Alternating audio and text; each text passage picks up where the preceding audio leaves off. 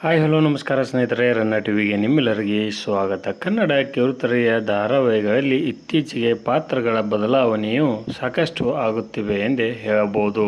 ಅನೇಕ ಕಾರಣಗಳಿಂದ ಧಾರಾವಾಹಿಗಳಲ್ಲಿ ಪಾತ್ರದ ಬದಲಾವಣೆ ಆಗುತ್ತಲಿವೆ. ಅದೇ ರೀತಿಯಾಗಿ ಇದೀಗ ಕಲರ್ಸ್ ಕನ್ನಡ ವಾಹಿನಿಯ ಜನಪ್ರಿಯ ಧಾರಾವಾಹಿಗಿರುವ ಮುದ್ದು ಸೊಸೆ ಧಾರಾವಾಹಿಯಲ್ಲಿ ಇದೀಗ ನಾಯಕಿಯ ತಾಯಿಯ ಪಾತ್ರ ಬದಲಾವಣೆಯನ್ನು ಕಂಡಿದೆ. ಇದರ ಬಗ್ಗೆ ಇಂದಿನ ವಿಡಿಯೋದಲ್ಲಿ ತೆಗೆದುಕೊಂಡು ಬರೋಣ.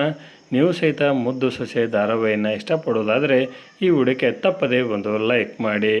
ಕಲರ್ಸ್ ಕನ್ನಡದ ಜನಪ್ರಿಯ ಧಾರಾವಾಹಿಯಾಗಿರುವ ಮುದ್ದು ಸೊಸೆ ಧಾರಾವಾಹಿಯಲ್ಲಿ ನಾಯಕಿಯ ತಾಯಿಯ ಪಾತ್ರವನ್ನು ನಿರ್ವಹಿಸಿಕೊಂಡು ಹೋಗುತ್ತಿದ್ದ ಹರಿಣಿ ಶ್ರೀಕಾಂತ್ ಅವರು ಇದೀಗ ಧಾರಾವಾಹಿಯಿಂದ ಹೊರಬಂದಿದ್ದಾರೆ. ವಿದ್ಯಾಳ ತಾಯಿಯಾಗಿ ಕಾಣಿಸಿಕೊಂಡಿದ್ದ ಹರಿಣಿ ಶ್ರೀಕಾಂತ್ ಅವರು ಧಾರಾವಾಹಿಯಿಂದ ಹೊರಬಂದಿದ್ದು, ಅವರ ಜಾಗಕ್ಕೆ ಇದೀಗ ಸ್ವಪ್ನ ದೀಕ್ಷಿತ್ ಅವರು ಇನ್ನು ಮುಂದೆ ವಿದ್ಯಾಳ ತಾಯಿಯಾಗಿ ನಟನೆಯನ್ನು ಮಾಡಲಿದ್ದಾರೆ.